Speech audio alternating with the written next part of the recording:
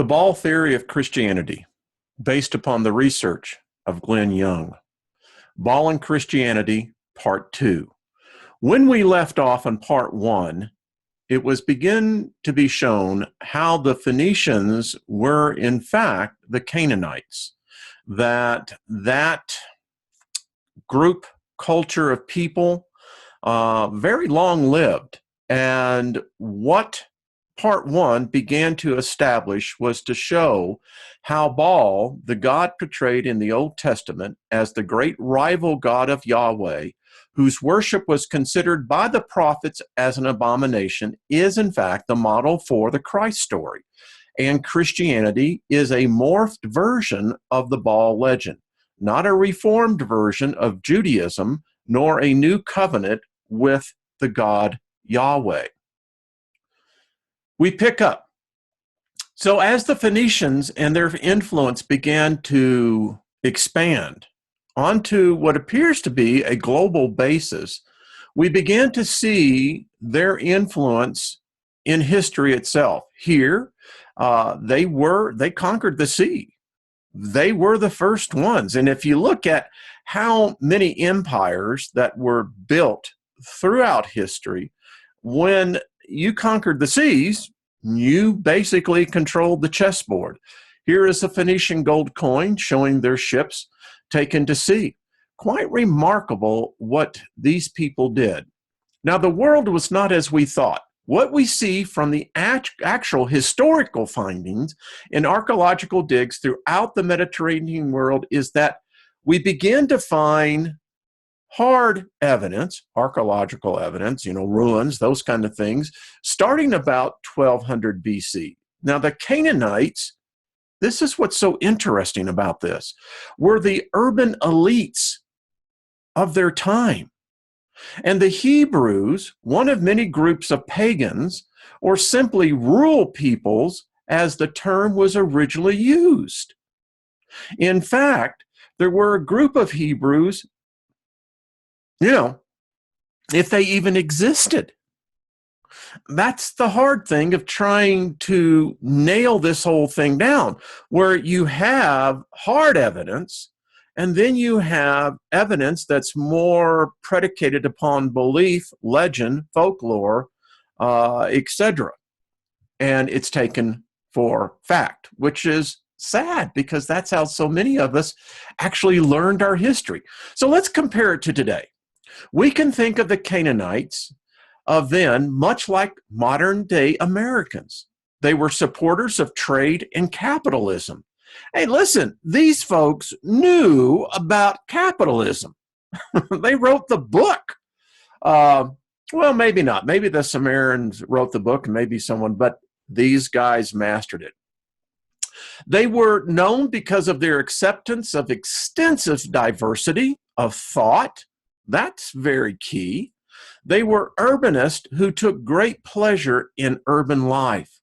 We can see the followers of Yahweh, if at this time they did in fact follow Yahweh, much like the traits of modern religions of today, far less engaged in modern life, intolerant of other beliefs, and seeing the modern social view as evil, punishable by God. Yikes. What it's really showing is this. It was the Phoenicians who were the roots of our cultures.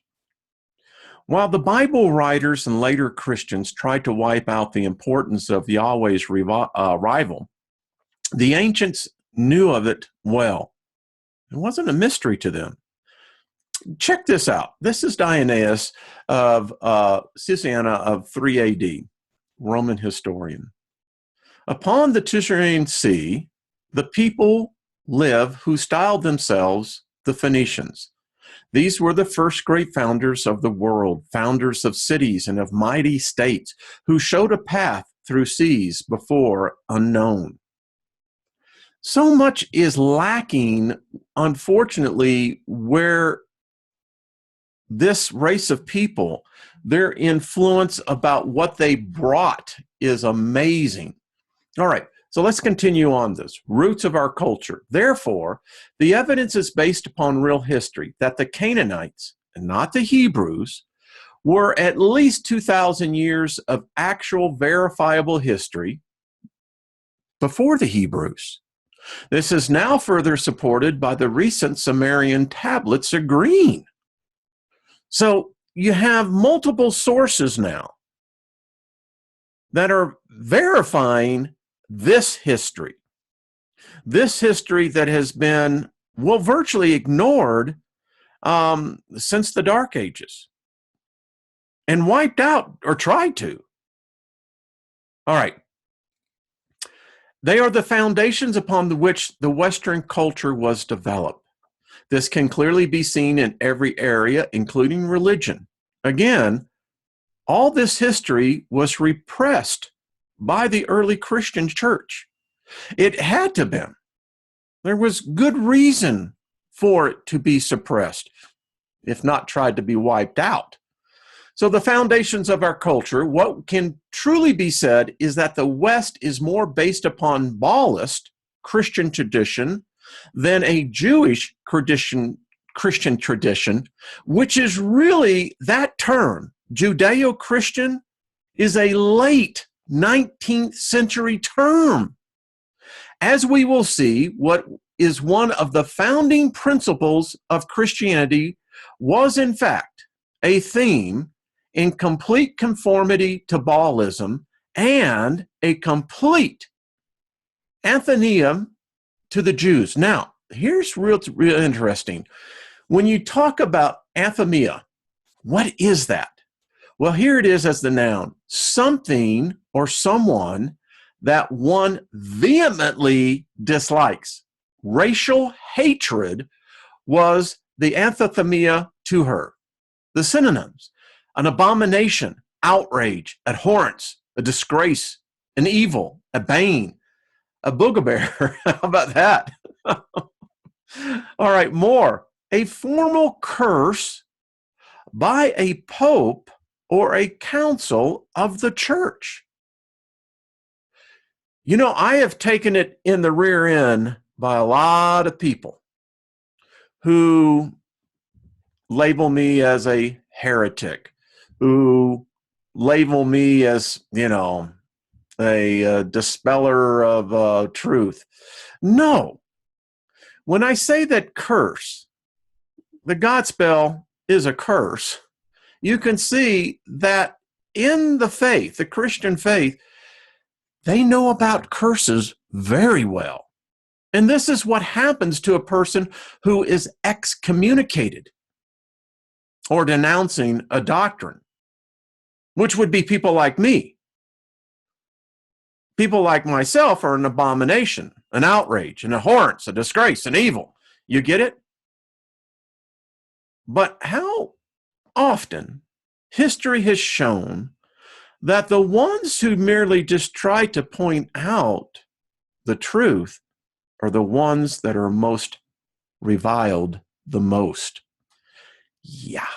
We continue. Listen, we have almost no understanding of real history of religion. And the question you have to ask is, why do we know so little about this history? We in the West, after centuries of basically forced conformity and indoctrination into the Christian worldview, have almost no understanding of the origins of what is held sacred. The Christians tried to repress all knowledge that came before them. This is history, folks. I'm not merely picking on one particular group, one particular belief system. I'm merely stating history and try to destroy any options for source of knowledge other than the Bible. Reference, Closing of the Western Mind, for more background on this process. Someone said in the first one, well, you're not giving us any references. Well, all right, Cupcake. Time for you to step up because I got the references. Let's go. What is old is new again. Isn't that true about so much about us? You know, you can bet that if it was a trend before, it will become a trend again.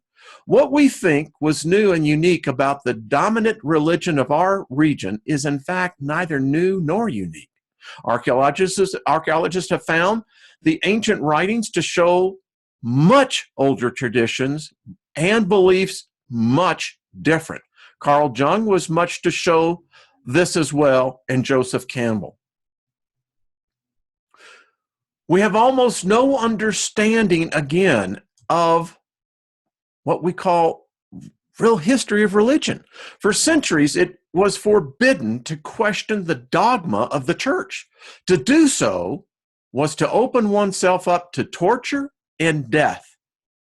It is estimated in the Christian faith alone, built upon the foundation, is the blood of children, women, men, over 250 million and counting. Try to question fundamental Christian and Muslim beliefs is to open oneself up to ridicule and isolation, and still far too often to attacks, and as we have seen, unfortunately, murder. Our species has this thing murder down. Now, whether it was by a God teaching us or what, but we got it down. We are living in a time when the freedom of the Enlightenment is considered war with the church. If you have a different belief than the Bible, you have been classified as a combatant. You are at war with the church, thus you are at war with God. This is how they've branded us. When really, we're not that way at all. We come out of this religion. All we're trying to say is maybe the history that you think that you have is not the right one. Key facts to understand. Christianity is such a latecomer to religious history with less than 1,800 years of importance. Think about this. Now, they try to massage it and they try to rearrange it. It's still, folks, it's a new religion. And the thing about it is, they took many things from the past and changed it to say it was theirs alone. Judaism is also a latecomer with no more than 4,000 years of history, and even based on biblical stories, only 3,000 years of it being more than a cult of the family of Abraham, if who lived, has been maligned because this person was a Sumerian. You see, the box is getting shorter and shorter. Much of its history, there was little to distinguish the practice of worship of Yahweh from that of Baal. Reference, the Yahweh Wars and Tribal Confederation, Rudolph Smin. Yes, the concept of what most people think in the Bible is this thriving community, right? Sophisticated. It wasn't that way at all, folks. What we know as modern Judaism is less than 400 years older than Christianity. Here's the clue, folks. There is no such thing as the Hebraic original faith. That was all shattered in 333 BC. Now, here's going to really where history starts coming in. This is Yahweh of Samaria and his Ashtaroth. Yahweh, Elohim, God. This is his wife. It was well known. Well known.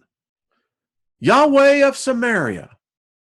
Kundatet, Ajrud, Sinai, Conversation, I'm not even getting into that.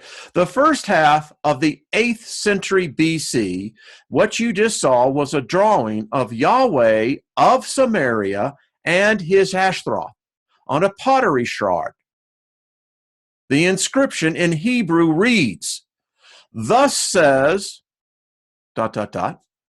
say to Yahweh El, Yo Hasa, and I bless you herewith, or have blessed you, to/before Yahweh of Samaria and his Asherah. Note the portion of the bridled horse to the left of the figures. That is Baal, El, and Yahweh and his Asherah. You getting it? Not making this up, not attacking anything. The greatest sin is ignorance. That is the cardinal sin, is ignorance. And if you choose to stay into ignorance, then you choose to stay into sin. Take a look. Here is one of the archaeological finds. This is Asherah. This is Yahweh's wife. Yes. The New Testament, they didn't need Mary. God already had a wife. The Greek and Roman religions are not much older than the Hebrew religions, but was more widespread earlier. Even the Greeks and the Romans admitted that their religion was based upon the gods of the Phoenicians and the Egyptians. In Greek tradition, the very name Europe comes from the Phoenician princess Europa. Even the gods of the Middle East and Egypt, which are twice as old as the Greeks and the Romans, are only some 6,000 or 7,000 years old and are built upon a far more ancient stories. Therefore, what we have found in all of the Jewish and Christian sacred writings are just copies of older stories. Most of the stories came from the ancient religions of the Near East, Egypt, and Canaan, and older, with names and times changed, but little else. Discovered in 2006 in the Göbekli Tepe in Turkey, near the Syrian border, this has changed everything, is being called the oldest temple in the world, dating back roughly 9,800 BCE, or some 12,000 years ago, some 4,000 to 5,000 years older than any previous found temples. Reference, Magician of the Gods, Graham Hancock. The findings is forcing a reconsideration on the theories on the development of civilization itself. One of the finds show what could be the oldest known crucifix with a cross and a lion on it. The lion was the sign of the astrological age of the time there in Göbekli Tepe, the age of Leo. And there it is. This is history. Now, you can either accept it or reject it. The examples are so many, but just for a few. The flood story is found in the Gilgamesh, 3,000 years before it was written in the Bible.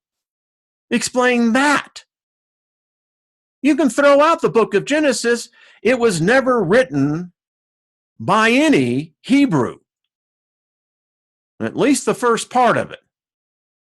The first great king, Sargon, was placed in a boat as an infant and found in the reeds and raised by a princess 1,000 years before the story of Moshe.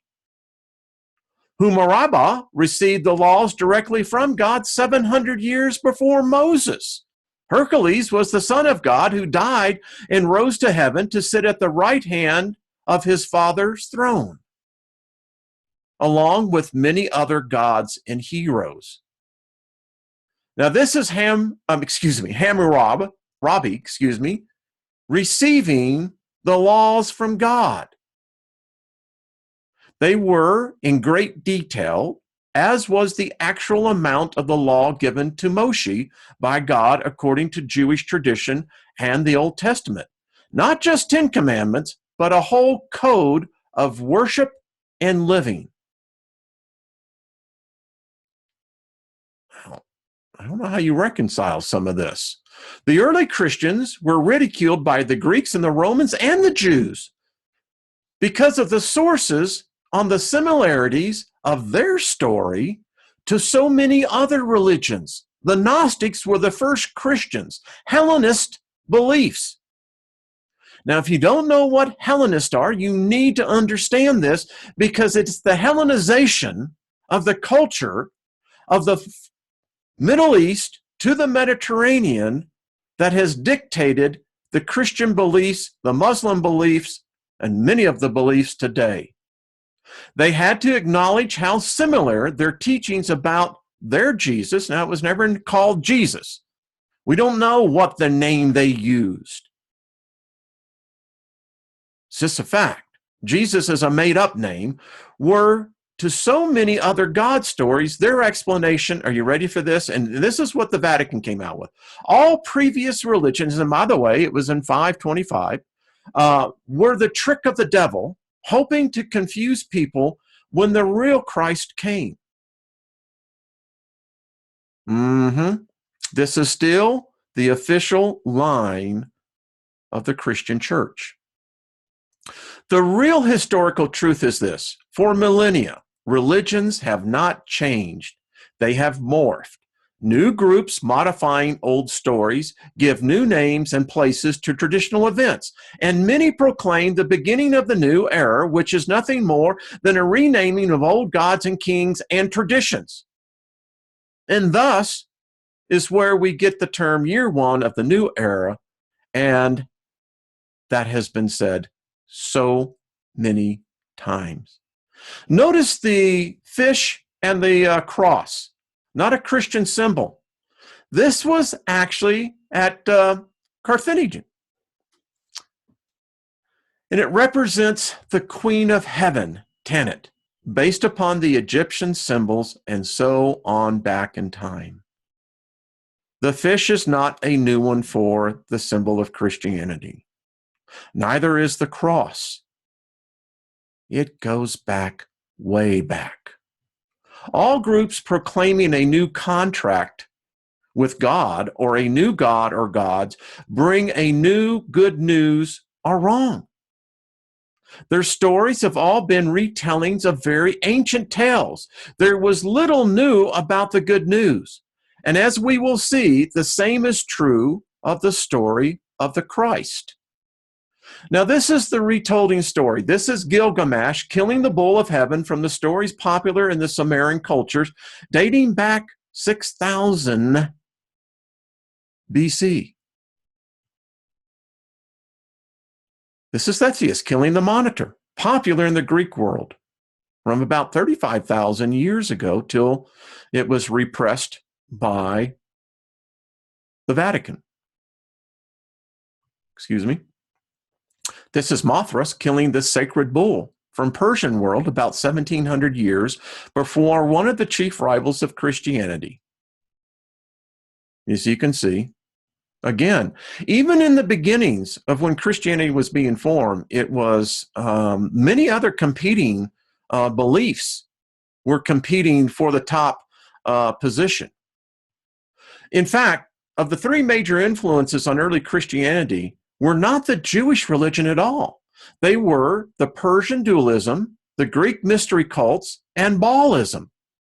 And you will see the addendum for the background on the Persian and classical concepts. You have to be, listen, what I'm trying to tell you is before you start judging this, is that it's some kind of the thing of the devil, we can't listen to this. This is just evil. Maybe expand your mind a little bit and understand Persian and classical concepts that in fact impressed upon our concepts today. Again, we move forward. We need to remember the Christians' focus on the absolute truth of the Bible has created in our culture a false set of historical facts. Often these facts are only stated in the Bible and supported by no other historical means. I have put the challenge out to anybody. Show me any written evidence coming from 35 AD Jerusalem, Rome, Syria, Canaan, India, Egypt, that validate that this story happened. It didn't happen. Therefore, most of what we think we know about history is false.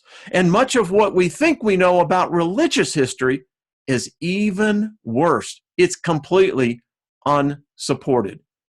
To begin with, how old is religion? We find evidence in a belief in the afterlife from grave sites some 50,000 years ago. We see worship of the spirit of all living things from around that time, thanking a deer for letting itself be killed. And to the amazement of most historians, we can now see with the findings of Göbekli Tepe that there was a well-organized religious facility in place and functioning, with extensive use of images from the natural world at least 12,000 years ago. This was before the flood, or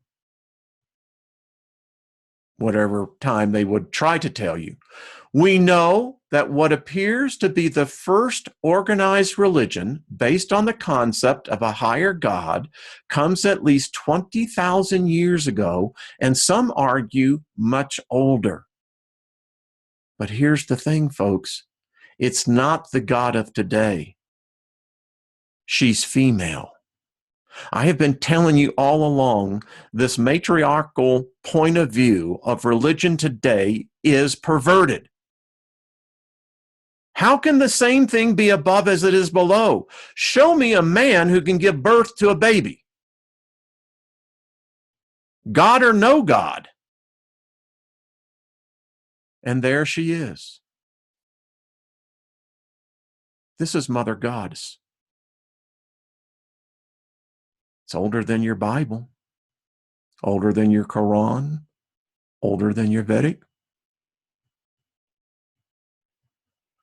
Mother Goddess from the oldest cities around 10,000 years ago. She was worshipped from very early. There was no male God. There was female. It's how life starts. We'll pick up later.